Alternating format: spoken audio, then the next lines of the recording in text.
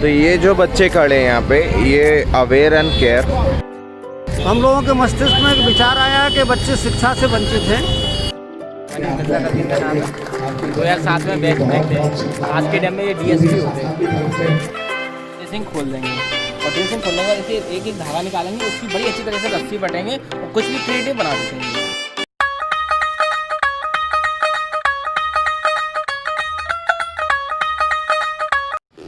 Alright, थोड़ा सा rush में हूँ, बट आज है विवेकानंद जी का जन्मदिन। इस जन्मदिन को आज तक हमने मनाया नहीं है, बट आज कुछ योग संयोग ऐसा बैठ रहा है कि हम ये जन्मदिन सेलिब्रेट भी करेंगे, इसे आप लोगों के साथ दिखाएंगे भी सही। तो चलो आओ, जल्दी से मिलता हूँ मैं। पहले ये कुर्सियाँ वगैरह ज़रा लोड कर लूँ, फिर मिलता हूँ। व्लॉग थोड़ा सा खास है, कुछ बोरिंग है, ज़्यादा एंटरटेनमेंट नहीं है, बट हम कोशिश करेंगे एंटरटेनमेंट किया जाए। तो चलो आप फटाफट चलें यहाँ पर। जो हमारा दूसरा वाला काम है, Kamdhenu basically owner as you know, तो आज इनकी तरफ से स्वामी विवेकानंद जी का बर्थडे सेलिब्रेट किया जा रहा है किसी खास तरीके से। खास तरीका क्या हो सकता है? ये देखो, भीड़ लगी हुई है ऑलरेडी। अभी सब खड़े हुए हैं चौराहे पे, एज यू सी दिस।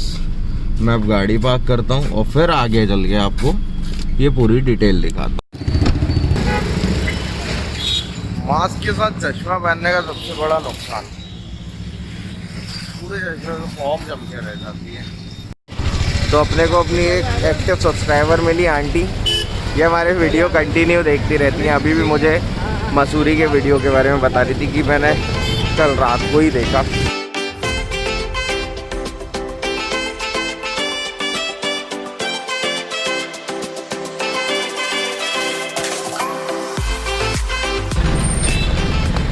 अपन भी अपना वीडियो इसी के साथ शुरू कर। This is me Lucky sign and with the TED bit talks for happy birthday youth icon स्वामी।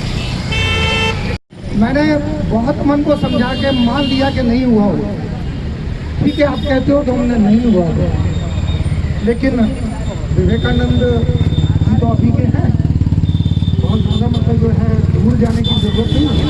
किसी युग और काल की कल्पना करने की आवश्यकता नहीं है, उसके प्रमाण देने की भी आवश्यकता नहीं है।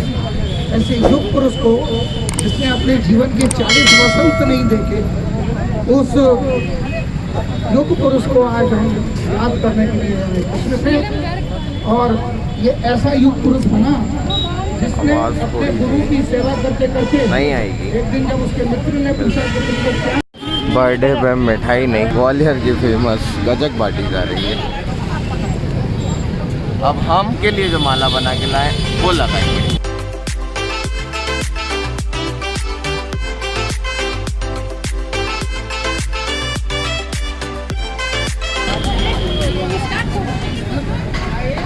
फाइनली चढ़ गई। बेसिकली ये माला जो हमने चढ़ाई है स्पेशली इनके लिए बनाई थी। थोड़ा सा हम आने में लेट हो गए या कोऑर्डिनेशन का प्रॉब्लम हो गया, तो जिस क्रेन से ये माला इन पे चढ़नी थी या इन्हें पहनानी थी, वो माला अपन पहना नहीं पाए। तो अभी फ़िलहाल ऐसे जुगाड़ा है, बट कोशिश करेंगे कि प्रॉपर गले में पहना दें। तो ये जो बच्चे खड़े हैं यहाँ पे, ये अवेयर एंड केयर अनाथ आश्रम से आए हुए बच्चे हैं, जिनको अभी कुछ स्वामी जी का बर्थडे है, स्वामी जी को बच्चे प्यारे थे, तो इन्हें कुछ थोड़े से गिफ्ट्स वगैरह दिए जाएंगे। ऐसे ही सेलिब्रेट किया जा सकता है। और इनको इनकरेज, ये वो बच्चे हैं इनको इनकरेज किया जा रहा है कि और पढ़ाई करो अच्छे से। अंकल मस्त स्पीच दी है बच्चों को मोटिवेट करने के लिए। इनको इंटरेस्ट लूडो में है और इनको लूडो मिल गया है। एक तरफ हम बोलते हैं बच्चों को पढ़ाओ, दूसरी तरफ प्रोत्साहित करने के लिए उनके हाथ में खेल पकड़ा रहे किताबों की। 2 बजे पहले ये इसको मारो जहाँ मिले वहाँ। मैं बोल दूँ, इनको पढ़ाना है, प्रोत्साहित करना है पढ़ाई के लिए, तो किताबें दो। ये खेलेंगे तो पढ़ेंगे कैसे? खेलेगा तो बढ़ेगा इंडिया खेल में, पढ़ाई में नहीं। क्या बोलती हो आप? बिल्कुल सही, लेकिन पढ़ाई के साथ खेल भी ज़रूरी है। टोटल डेवलपमेंट के लिए पढ़ाई के साथ खेल भी जरूरी है। ये फैशन चल गया आजकल ट्रैक्टर वालों में। कैसा लग रहा है तुम्हें ये रंग बिरंगे खिलौने? तुम्हारे लिए मतलब तुम्हें अकेले को तो नहीं मिला है, सारे दोस्तों के साथ मिलके खेलना, और लूडो को 8 लोग मिलके खेलना, ठीक है? मतलब देखो कायदा तो 4 लोगों के खेलने का है, पर 8 कैसे खेलेंगे पता है? कैसे खेलेंगे? नहीं, 8 ऐसे खेलेंगे, हर बंदा अपने साथ एक एक आदमी लेके बैठेगा, एक आदमी गोटी चलेगा और एक आदमी पासा फेंकेगा। कुछ पिक्चर्स मेरी हैं जो हमें इंस्टाग्राम पे देखने को मिली, तो प्लीज़ आप फॉलो कर लो उधर भी। गरीब बच्चों को तो दे दो। Happy birthday. तो अंकल अभी आपने देखा होगा थोड़ी देर पहले बच्चों को कुछ मोटिवेशन दे रहे थे। अंकल आपका नाम? ओपी दीक्षित। ओपी दीक्षित। तो ये कुछ कहना चाहते हैं, कुछ बताना चाहते हैं कि इन दिस कोरोना काल इन लोगों ने क्या एक नई पहल शुरू की है और एक क्या नया शुरू किया है। कोरोना अवधि में बच्चे शिक्षा से वंचित थे। ट्रैक पर कुछ मजदूर जो शहरिया जनजाति और भील जनजाति के थे काम कर रहे थे, उस अवधि में उनके परिवार में छोटे छोटे बच्चे जो पढ़ने की अवस्था में थे, खेल रहे थे।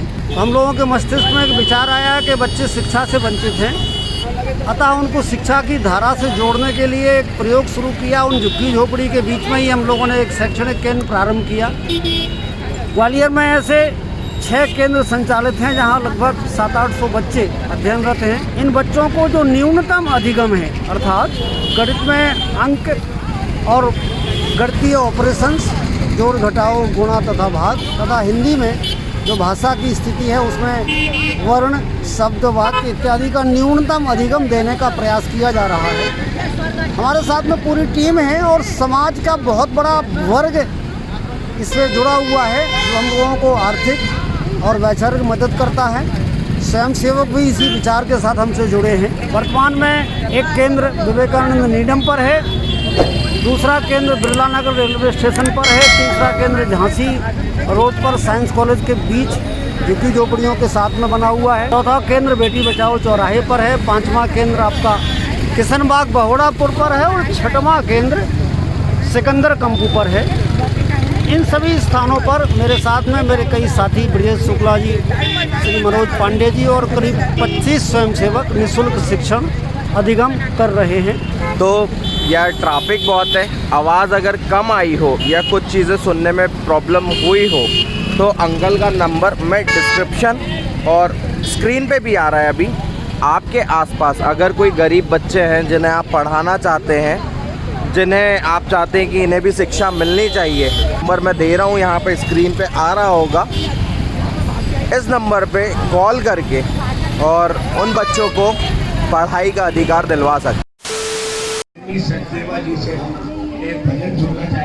स्वर्ग सदन आश्रम करके में हम आए हैं और ये कुर्सियाँ जो आपने देखी जो गाड़ी में रख के लाए थे वो इन्हीं लोगों को as a gift, as a एक मदद देने।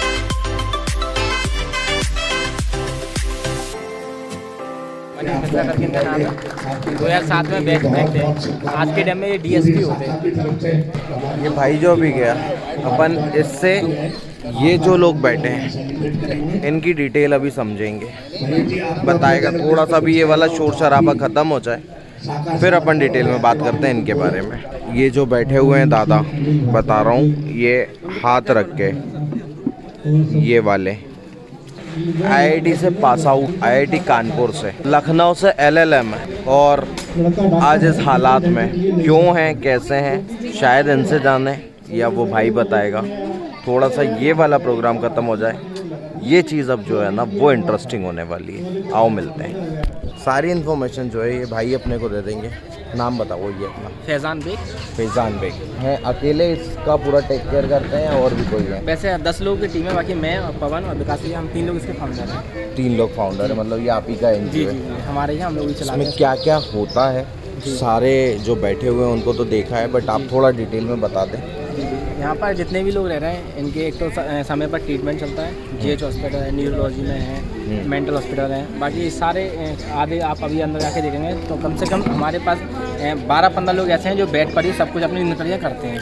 उनका कुछ पता ही नहीं रहता कि कब वो करें, तो डायपर में रखना पड़ता है 7-8 लोग तो, और बाकी कुछ लोग आप देखेंगे जब 20-22 करीब हम लोग नीचे सुनाना पड़ता है, क्योंकि अभी हमारे पास थोड़ी जगह की व्यवस्था नहीं है, कम जगह है, तो बढ़िया गद्दे लगा के अच्छी तरह से उनको नीचे हम लोग सुलाते हैं कि 10 बजे हमारा नाश्ते का टाइमिंग रहता है, इनको नाश्ता कराना है, बाकी फिर शाम को सुबह मतलब बिठाल के बाद इनको भजन वगैरह करवाना है, कुछ एक्सरसाइज वगैरह कराना है जिससे फिजिकली थोड़ा जो फिट रहें। बाकी यहाँ के जो काम है जैसे पेड़ों में पानी डालना है, गार्डनिंग वगैरह करना है, तो वो चीज़ भी हम लोग इनके साथ करवाते रहते हैं जिससे इनका माइंड थोड़ा डेवलप हो जो और जल्दी स्वस्थ। और अभी ये हमें बता रहे थे, ये जो पीछे बैठे हैं इनमें से सम आर इतने टैलेंटेड कि वो कोई आईआईटी से है, कोई बहुत हायर एजुकेशन से है, कोई एक डीएसपी होते अगर होते अभी तो आज के डेट में वो 2007 में एसआई थे और बाई चांस वो एब्सेंट हो गए, और आज की डेट में अगर वो जॉब पर होते तो डीएसपी होते। उनके batchmate Ratnesh Tomar sir DSP हैं, विनय भदौरिया सर हैं, आसिफ बेग मिर्जा सर हैं, और भी काफ़ी ग्वालियर में अभी साथ बहुत सीनियर लेवल पे होते जो भी होते, और अपने तो मध्य प्रदेश के नंबर 1 के टॉप शूटर थे। और वो यहाँ पे अब कैसे वो चितरपुरी चौराहे पे भीख मांगते हुए ऐसी लावारिस अवस्था में अपन को मिले थे। तो उनके साथ ये ऐसा क्यों हुआ, कुछ पता चला? उनकी क्या थोड़ा मानसिक स्थिति उनके परिवार में ही थी, जिसकी वजह से उनके चाचा जी थोड़ा भैया भी ऐसे थे, लेकिन उनकी थोड़ा शादी के बाद डिवोर्स होने के बाद थोड़ा और उनकी स्थिति खराब हुई। क्या होता है मेंटली प्रेशर और मेंटली टेंशन जो हमें और आपको नहीं है ना, दुनिया में बहुत तरह का है, और ये प्रेशर ऐसा होता है कि अच्छे खासे आदमी को बर्बाद कर देता है, चाहे पैसा पावर कुछ भी हो उसके पास, पर सुकून शांति और परिवार का साथ नहीं है ना, सब खत्म।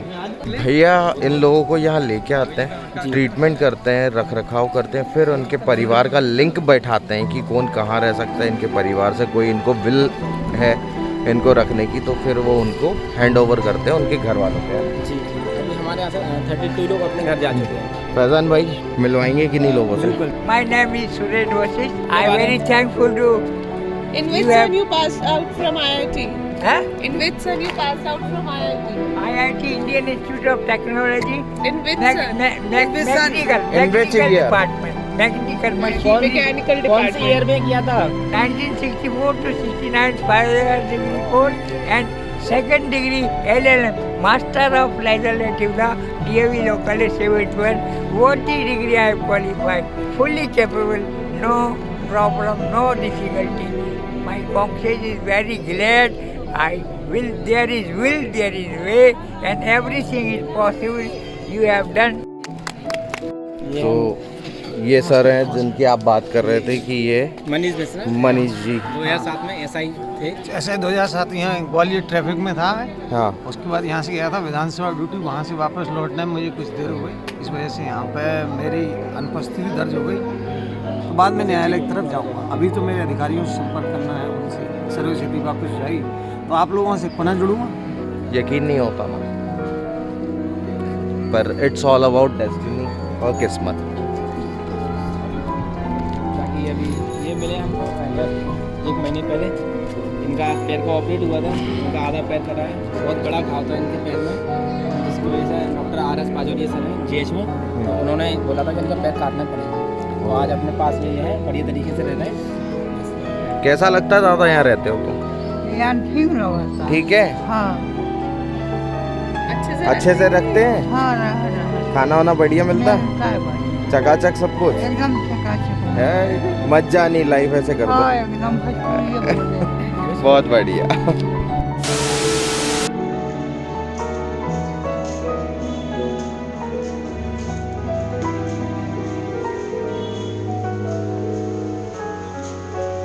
ड्रेसिंग खोल देंगे, और ड्रेसिंग खोलने के बाद इसके एक एक धागा निकालेंगे, उसकी बड़ी अच्छी तरह से रस्सी बटेंगे, और कुछ भी क्रिएटिव बना देते हैं।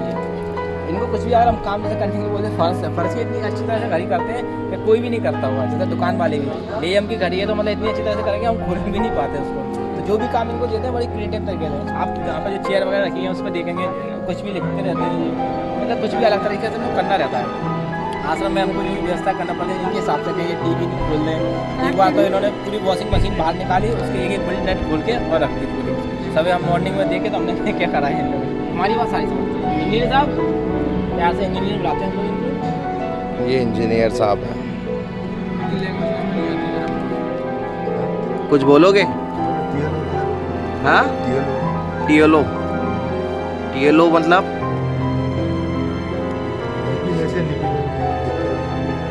अगर इस लैंग्वेज को कोई समझता हो तो कमेंट करके ज़रूर बताना।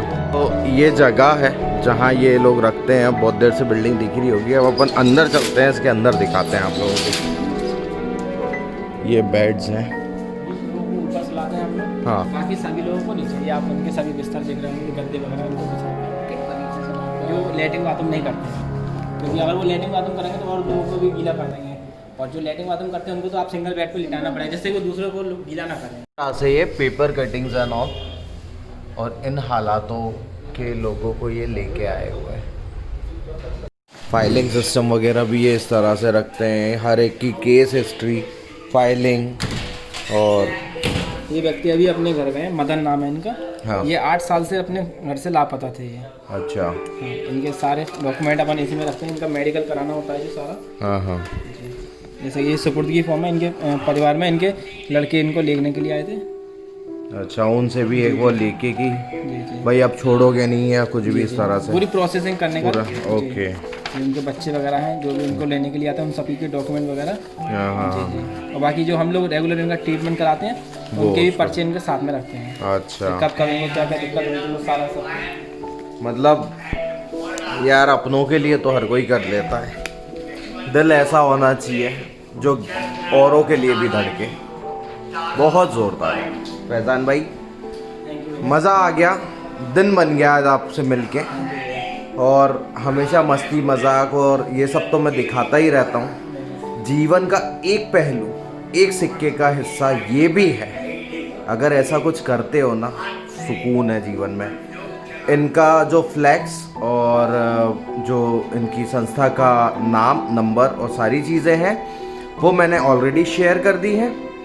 अगर कोई अपनी तरफ से कोई डोनेशन या किसी तरह की मदद करना चाहता है तो आप उस नंबर पे कांटेक्ट कर सकते हो।